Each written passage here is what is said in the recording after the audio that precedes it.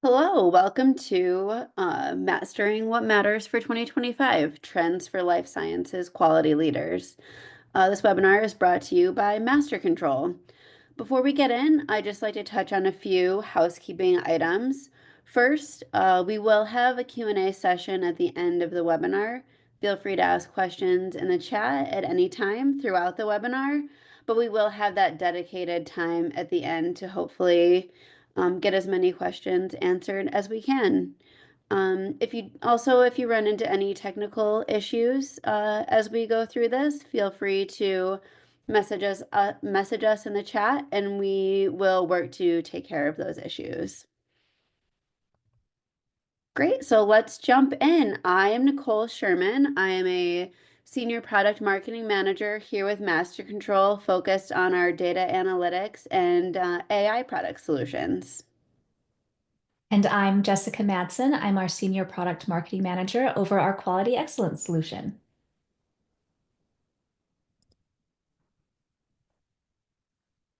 And today we're just going to dive right into it. So at MasterControl, we are lucky to work with over 1,000 pharmaceutical and medical device companies who use our Quality Excellence QMS software and Manufacturing Excellence MES software solutions to digitize their processes.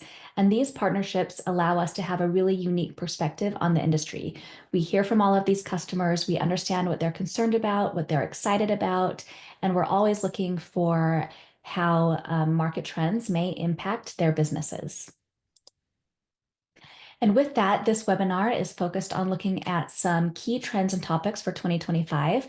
But first, let's acknowledge an overarching theme for our industry coming into this year, and that is resilience.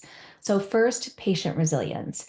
Patients have access to technology and data that helps them be proactive in their health and focus on their quality of life and longevity. And next is industry resilience. The life science industry continues to show incredible resilience in the marketplace, keeping up with changing market dynamics and patient expectations.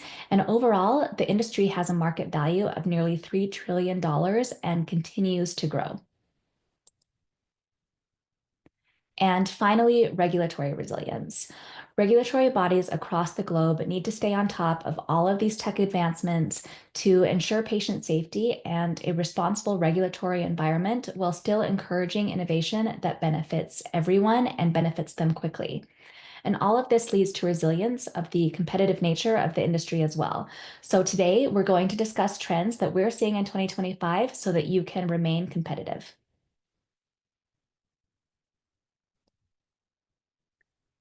Great, thank you, Jess. So with those key events that Jess mentioned, with that kind of resilient mindset, along with many other factors, we have grouped together some key trends into 4 areas you see on slide here that we're looking ahead to that will shape 2025. And those are technology, therapeutics, macroeconomic, and regulatory and legislation. We'll spend time in each of these, and we'll start first with technology. So industries within life sciences continue to rely on innovative advancements for everything from improving products and breaking into new markets to creating more efficient processes and accelerating production. Advancements in technology to continue to drive the entire industry to release innovative new products for patients and really push the envelope to ultimately deliver better treatment for the patient at the end of the line. So let's take a look at a few trends we've got our eyes on for technology this year. The first being artificial intelligence and machine learning. I'm sure it's probably not a surprise for anyone attending this webinar to see AI be a key trend for this year. It's really hard to believe that it's just been a little over 2 years since OpenAI launched ChatGPT to the public back in November of 2022. Since then, the explosion of large language models and the use cases identified for generative AI across, not just life sciences, but all industries has really been astonishing. Adoption has really grown, and we're really still in the early stages. So companies are evaluating implementation of this technology across so many areas. In life science, that's across the entire product life cycle. There are endless opportunities for safe and effective usage of AI for R&D, where that's probably the most mature area for AI usage in the product life cycle. Clinical trials for quality management, compliance, production, customer service, marketing, sales, and so much more. So we're really seeing that evaluation across all those core key areas. And on the kind of the more individual employee level, employees are really eager to use this technology. So we see really strong adoption of generative AI among Gen Z, and they simply expect to use Gen AI in their jobs as they enter the workforce. So they're likely bringing this technology to work regardless of if it's been implemented or not. That's just kind of the reality of how this generation expects to use AI. And the numbers don't lie. As I mentioned before, we're really just scratching the surface of adoption, but a recent study shows significant decrease in time to bringing a new drug or device to the market. You can see on the slide, reducing time to market by up to 4 years is an incredible amount of time savings. 35% reduction in or increase in productivity and much more effective quality event investigations are just a few examples of what this can mean for your business with adoption of AI. You combine these staggering stats with the resources, the cost savings, with that kind of AI mindset of having it embedded into our work and lives. And you can see how, this technology is really going to change how we work, how we approach our processes, and more. It's an exciting time, but we also need to be very vigilant in governance and compliance with the usage of these tools in the advancement of high quality product development. Things like data privacy, cybersecurity, protection of intellectual property, keeping up with regulatory guidance, and more need to be core considerations for any AI tool implemented. I honestly can't wait to see what we're talking about a year from now on this topic with the speed at which AI is moving. Along with that same theme of efficiency and speed with AI is a continued focus that we see from life sciences companies on automation and digitization. So there's been a big movement to move processes, training, documents, batch records, logbooks, and more off of paper for really the past, 20 plus years. And the recent AI boom has only accelerated this effort. As you can see from this stat we have on the slide, conversion projects are a big capital investment focus for this year for about a third of life sciences companies. We know it's not a one and done. Moving many processes off paper takes time. It's strategic. Implementation takes time, but it's really essential to work smarter, to invest in the right resources, to improve operations, to streamline your workflows, improve traceability and compliance, and ultimately to keep up with the competition. I'm sure many of you have efforts like these underway to convert your more paper processes to digital, and it's just critical as we all look to modernize how we operate. The industry captures an enormous amount of data every minute across so many complex processes, and digital tool implementations continue to help us harness that data, make sense of that data, more easily share it, and connect data for a more holistic view to really inform decision making. So these automations and investments in software solutions are really critical to meet your ambitious continuous improvement goals. We know those can often get kind of pushed to the side as day-to-day manual tasks can eat up your time. So really hope automation and digitization can help kind of refocus those efforts. again, that same theme from AI, evaluating and selecting and implementing the right solutions is a commitment. But I think that ROI on time savings and data visibility that you gain from automating and from digital solutions really will help businesses run more effectively. So we'll continue to see this as a trend for life sciences manufacturers. Thanks, Nicole. Next, we'll dive into therapeutics and how they are reshaping everything from patient lives to the way that our pharmaceuticals and medical devices are manufactured and delivered. And all of it provides new possibilities to give patients more control over their health and a higher degree of personalization. So, some of the exciting new drug delivery systems enable patients to self-administer pharmaceuticals really easily. And 2024 saw huge growth for this. So, for example, to the point of market demand really exceeding supply for auto-injectables from the popularity of diabetes and obesity management drugs. And these auto-injectables became mainstream with really sophisticated mechanisms that allowed patients to safely and easily administer doses at home. And this popularity has brought its own issues. So these are very sophisticated devices. They have multiple parts. They require updated manufacturing techniques. And at the point of market demand exceeding supply, some companies had to go back to an old school syringe and vial system in order to get patients their medications instead of using these preloaded injector pens in order to meet the demand. And so we see these companies really trying to ramp up production and increase manufacturing. And as that manufacturing increases and we see the popularity of these devices, these auto injector pens and more devices like this will likely become the standard for even more therapeutics. The other thing that we see is static on-body drug delivery systems that are seeing dramatic growth. So for one recent example, an on-body injector to address a rare blood disease saw 60% of existing patients adopt the device and usage by more than 90% of newly diagnosed patients after only 4 months of this becoming available. And that level of rapid adoption really shows that patients are looking for easier, more reliable ways to manage their health that fit more smoothly into their everyday lifestyle. And really, this technology is what is getting them there. These systems all require novel development processes, new regulatory approvals, but really, at the heart of it, also a keen interest in quality as companies are pushed to both meet demand and ensure patient safety and satisfaction as these new technologies are adopted.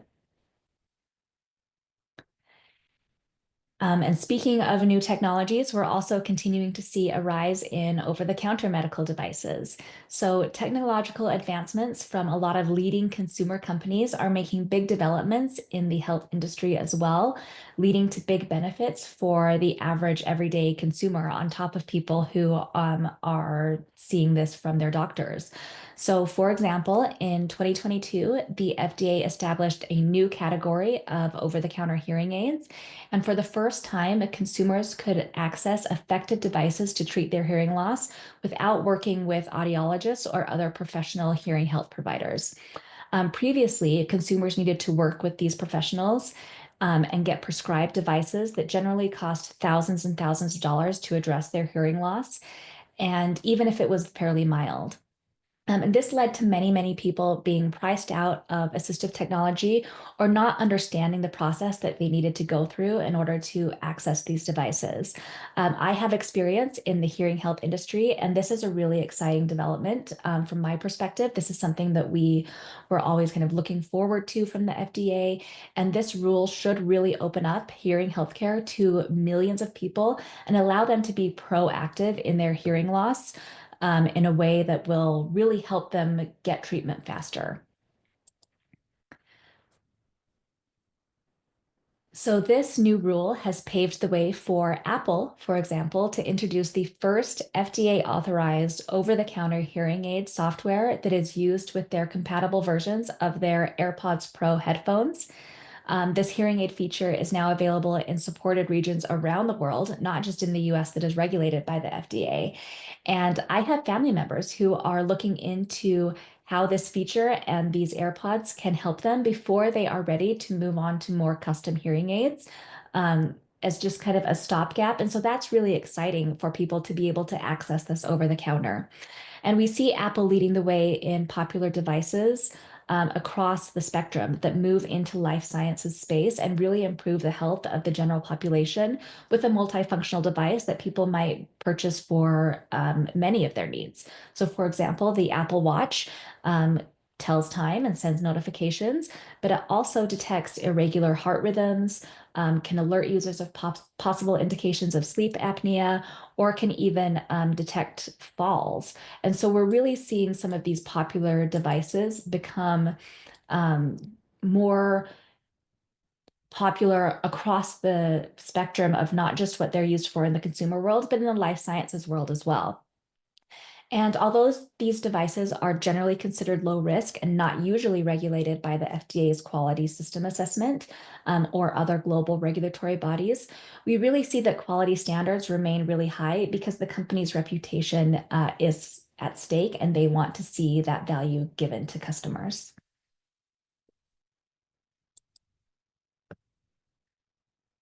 Excellent. Thank you, Jessica.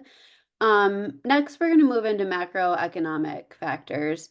They're always going to have an impact on the life sciences industries. This is always going to be a focus as we look at our annual trends. And 2025 is going to be a big year with a lot of shifts in the political environment, not only in the US, but across the globe. So eyes are on the market, eyes are on rising costs for healthcare. And we have a few things we saw in 2024 that we are keeping our eye on this year. So let's take a look. First is a surge in direct to consumer or DTC models. So we've seen leading life sciences companies start to test more innovative ways to save money and to expand their market share. Both pharma and med device companies have started providing discounted medications or patient assistant programs. These efforts have recently ramped up to companies testing direct to consumer models that save money for both the supplier and consumers by cutting out the middleman.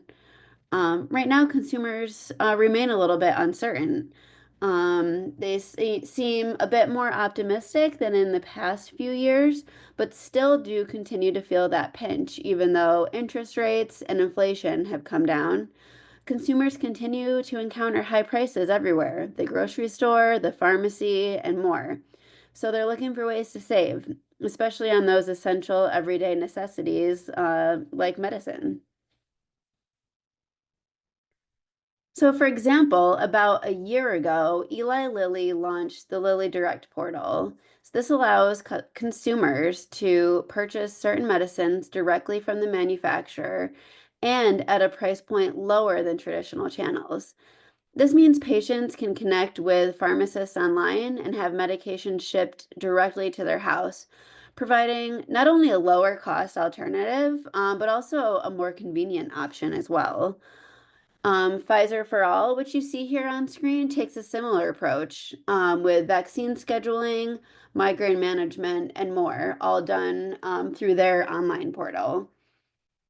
I think this model is really mutually beneficial. Patients are able to save time and money on needed treatments, and companies get to create a connection directly with customers, create that relationship, encourage loyalty, feedback, and more.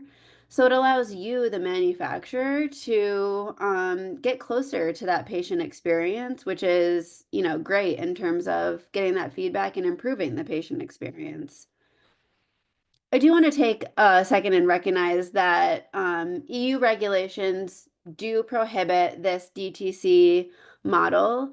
However, we see growth in the EU laws recognizing online pharmacies as key actors in the healthcare system, granting access to newly created EU health data sharing structures.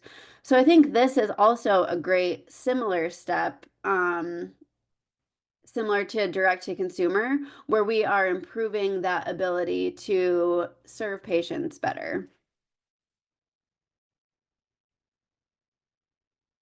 In addition to direct to consumer, the second topic under macroeconomic is the merger and acquisition deals that we see in life sciences. So I think we're confidently seeing the revival of deal making after the impacts of the COVID-19 pandemic. We know revenue growth and profitability are driving consolidation across the industry.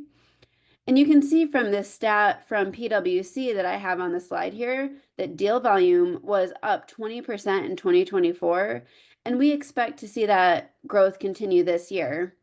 Especially with the patent cliff looming through 2030, companies may seek to expand their portfolios, perhaps beyond traditional therapeutics to more innovative products. They may be looking to cut supply or production costs. And to bring in a prior topic, AI comes into play with mergers and acquisitions as well to help evaluate and screen deals, analyze contracts, ultimately helping to accelerate timelines and allowing companies to more quickly meet and execute their strategic growth plans. So another example here, also featuring Eli Lilly, was a deal at the end of last year where Eli Lilly acquired Nexus, their FDA-approved manufacturing facility.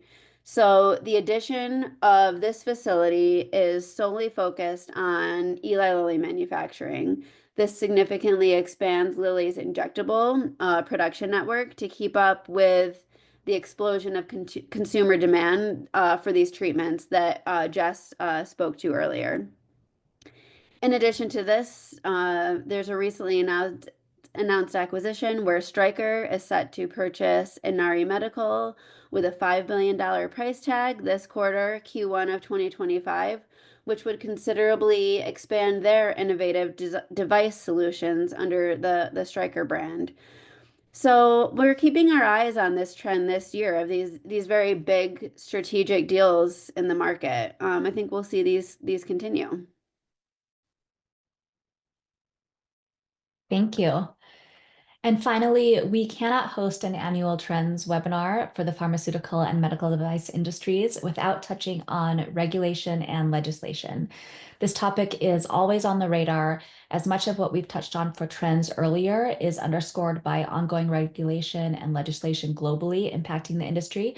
So there's a few topics that we are keeping our eyes on as they continue to progress and evolve.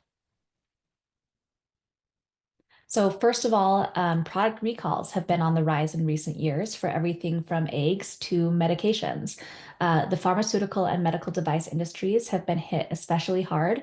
And because of the tremendous impact that these products have on public health and consumer perception, it's really essential for life sciences companies to prevent recalls from occurring. You're not just responsible for maintaining consumer loyalty, but you're really responsible for protecting consumer well-being as well. And to further illustrate this point, medical device recalls have outpaced all other industries. McKinsey estimates that a single warranty or recall process can cost a manufacturer up to $600 million. And that is not including the cost of lawsuits, removal of products from the supply chain, loss of reputation, um, manpower working at the company to resolve the issue, and anything other associated issues. In fact, the total cost of recalls to the medical device industry is up to $5 billion per year. Moving on to legislation, this will always impact the life science industry. In September of last year, 2024, national security concerns led the U.S. House of Representatives to introduce the BIOSECURE Act, which would prevent U.S. companies from working with certain Chinese biotech service providers. And the potential impact of such laws raised uncertainties for life science companies in both nations. One of the Chinese companies that is named in the bill, Wuxi AppTec, responded with, "We and many across the pharmaceutical and life sciences industry are deeply concerned about the legislation's impact on U.S. leadership in biotechnology innovation, drug development, and patient care, as well as implications of the costs of care and life-saving and other vital medications." So the passage of this act is really uncertain right now. It was omitted from a recent defense budget bill in the US, but US companies who might be affected by such laws are really in preparation mode and considering how they might pivot to other contractors while still managing to continue progress in their drug development and minimize any harmful effects that laws like this might have on manufacturing speeds and, frankly, their bottom lines. This type of supplier uncertainty not only impacts company processes, but involves extensive company resources and requires considerable attention for product quality to be maintained. So AI is a hot topic in this webinar. We've talked about it a lot, and it's also a hot topic in regulation, with the EU releasing the Artificial Intelligence Act. And this is the first comprehensive regulation on AI by a major regulator anywhere in the globe. The AIA aims to ensure the safety and ethical use of AI systems across various sectors, including healthcare and medical devices, by imposing risk-based regulations on different AI applications and stricter rules for high-risk AI systems like those used in medical devices. And not to be left out, the FDA is also looking to regulate AI and just issued draft guidance. Now, the title is a little bit long, so I'm going to check my notes. Draft guidance titled Considerations for the Use of Artificial Intelligence to Support Regulatory Decision-Making for Drug and Biological Products. So this guidance will provide recommendations on the use of AI to produce information or intended to support regulatory decision-making regarding the safety, effectiveness, or quality for drugs and companies who continue to use this technology to speed up their drug development.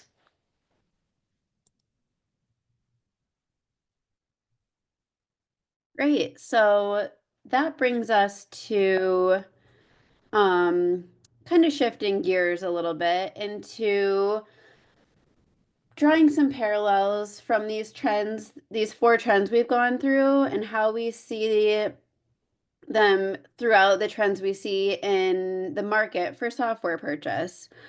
So kind of three key areas that we see in the market for life sciences buyers of software are innovation, simplicity, and value. So going through each of these, innovation, right? The expectation from a buyer to see the inclusion of the latest advancements in technology to further enhance efficiency, effectiveness, and adaptability in a fast-changing market.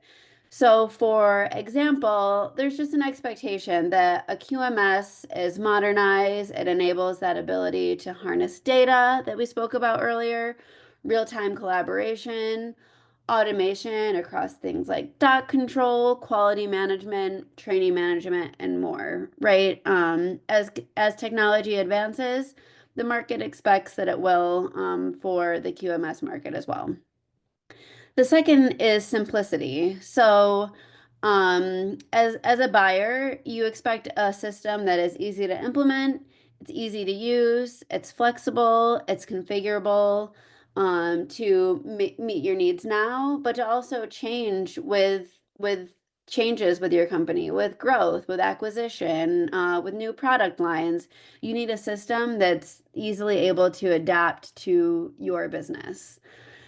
And then finally, value. You want to be able to see ROI on a software purchase. It's a big investment. And you'll look at that from in multiple different angles. So, time savings, reduction in errors, perhaps, improvement in compliance, more consistent, high quality production, more streamlined process to help you get more product to the market faster. These are just a few examples of ways that you'll look to justify an investment in time and money and resources for software implementation. So again, these are kind of those three pillars, and hopefully, as you see there, there are kind of a lot of parallels there to those trends that we went through earlier. So let's dive a little bit deeper into that innovation pillar. Last year, MasterControl released Advanced Quality Event Management, and this really provides flexibility and data-first logic that we believe is the future of quality event management for life sciences. And it puts the power of creating and developing processes directly into the hands of quality professionals like yourselves so that you have what you need from both a process and a data analysis perspective. And it's really simple to use. As well as advanced quality event management. Last year, MasterControl also released a suite of AI-powered tools, GxPAssist AI.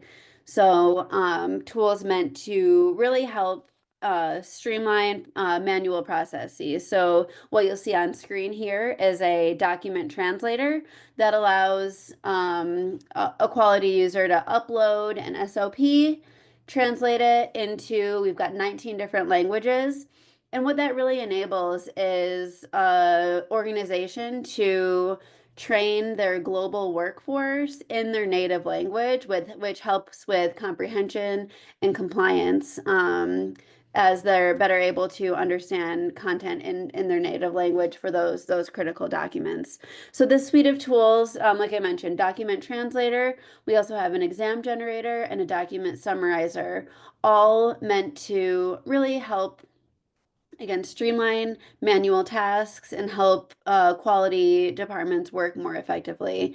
And we're really excited about some other exciting AI features we've got coming in 2025. So now let's talk a little bit about simplicity. With MasterControl, we want to make sure that you benefit from both simplicity and comprehensiveness at the same time and have the best of both worlds there. So for example, with our advanced quality event management that I recently mentioned, you can use our best practice templates for your quality event processes, and they can get you up and running really quickly. You can edit them however you see fit if there's just a few changes that you want to make, or you can easily create your own forms and workflows with our no-code process builder. It's very easy to use. It's very simple. I know because I've used it. I've created processes myself in it. And I don't know how to code, so it is very easy to use. And then we are also the industry leader in validation with our patented validation tools that can help you take validation from weeks to minutes. Our validation excellence tool was developed to focus on risk assessment. And that was years before the FDA drafted guidance on risk-based validation because we really believed that that is where the industry should focus and where the industry is going. And our latest innovation is validation on demand, and that allows you to validate custom processes like the ones that I just mentioned that you can develop with advanced quality event management, literally with the click of a button. Again, I have done this myself. You click a button, it runs through all of the tests, and it takes minutes and it spits out a report that really allows you to focus your time on value add for your company and just let our software do what it does best and manage all of those other really quality processes for you.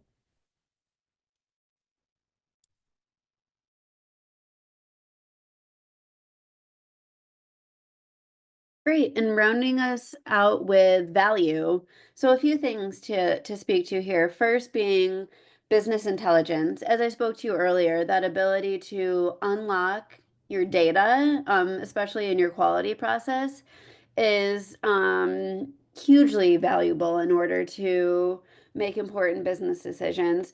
MasterControl allows you to do that with our business intelligence and advanced analytics product, MasterControl Insights. Um, it is a, dashboard and analytics product that pulls in uh, all of your usage in MasterControl. So it's quality events, training management, document management, production run records, and more. So you're reporting on your processes. So I have an example here of, a step status tracker for quality events to be able to monitor status, right? Make sure we don't have any bottlenecks or things holding up a quality event. You can keep an eye on things like overdue training or, open document workflows. So I think having that visibility to be able to make sure things are running smoothly, identify issues, and, those all help to enhance performance and efficiency. And things you don't have when you're on paper or in a system that doesn't have that data visibility. So that provides a huge amount of value for your organization. And then the final thing here is connected quality. So Master Control has our quality management system as well as electronic batch record built on a single platform. They're connected on that platform. So that really allows for connected visibility across processes, which is a unique differentiator. So here I have an example where someone is, we might have an operator using our production record, our electronic batch record, and there is a training check in place. So it's connected to our QMS training management, where that operator cannot continue without going through the proper training tasks and making sure that they are up to date on training tasks before, performing that step. So again, just a great example of that connected platform. And that, again, I think a big theme for value is just visibility across processes that allows you to just work smarter. And that wraps us up for the core content of this presentation. We will move into Q&A. We have time for a few questions here. Thank you, Nicole. We did have a few questions come in, so I will go ahead and take us through those now. Number one, how does Master Control's platform help to address the increasing rate of medical device recalls? Nicole, I know that you've done some great work and research on recalls. Why don't you go ahead and take that one? Sure. Yeah. Thanks, Jess. So, I mean, you had that great, or not great, concerning stat on the slide earlier of the huge increase in recalls we've seen over the past 5 years, and having a digital system like Master Control's QMS in place really does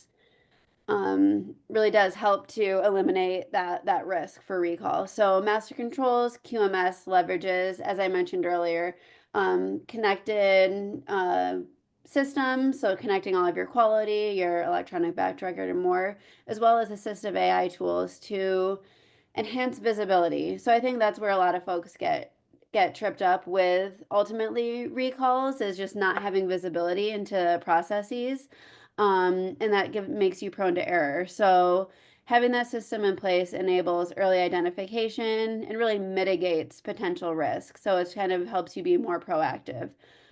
Features we have like automated workflows, integrated event management, best practice templates, and more help companies maintain compliance, reduce errors, and like I said earlier, address recall risks more proactively. That's going to hugely reduce the financial and reputational impacts that you might experience with a recall. Again, I think the cost of implementing a digital solution is far less than the potential cost of dealing with a recall. I agree. So our next question is, what are the biggest regulatory challenges life science companies are likely to face in 2025? So I'll go ahead and take this one since I covered our regulatory topic here in the webinar. And it's really a lot about what I mentioned earlier. So regulatory systems are going to continue to add complexities, and that includes adapting to the EU's Artificial Intelligence Act and evolving FDA guidance on AI drug development that I was talking about, because these regulatory authorities are going to continue to evolve their guidance and their regulation when it comes to this technology. So companies are going to need to be really vigilant in understanding how they are regulating it, what the end goal is, and be really vigilant in safe usage of these tools so that they are in line with the regulations. So Nicole mentioned some of our AI tools that we're really excited about. And one of the things here at Master Control that we've been really focusing on is making sure that our AI tools are really low risk and highly secure. It's all about improving efficiencies of your internal processes with very little impact on the actual patient. We want to make sure that you're seeing a lot of very safe but very valuable effect from these tools in a way that is going to be real really less impactful on anything that's going to be really patient or end user specific. So as companies are navigating these uncertainties around even legislative acts like the BIOSECURE Act, even though right now the future of that act is uncertain, the elements behind it and the concerns behind it will probably continue to impact innovation and drug affordability in the coming years.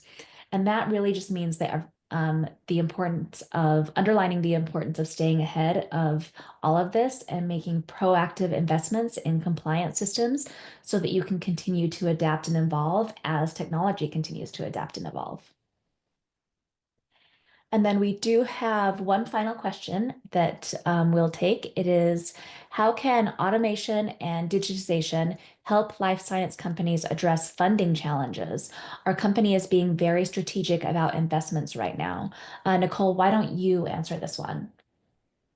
Yeah, sure, I'll jump in on that. And yeah, we hear that a lot, right? Just being very needing to really justify a purchase like a software solution. So I think, and again, I don't want to sound like a broken record, but by automating things like data collection, having that ability to then have access to the analysis, and data sharing, companies are really able to better allocate resources, identify cost saving opportunities, and adapt to changing market demands more efficiently. So I think this really helps maximize ROI even in a challenging funding environment that you might be facing.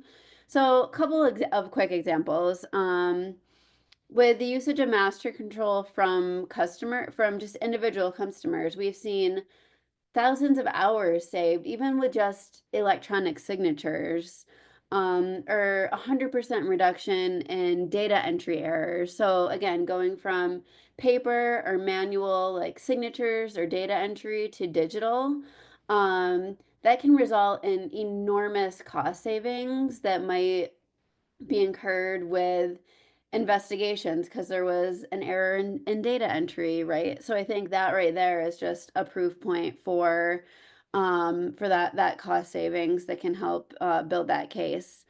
Another example that comes to mind is we have one customer who saw a $3 million save 1 year savings calculated by using MasterControl due to nearly 100,000 hours saved in that single year by digitizing and managing a few different things with automation with MasterControl. Their collaborations, their new or updated controlled items, completed trainings, completed quality events, and more.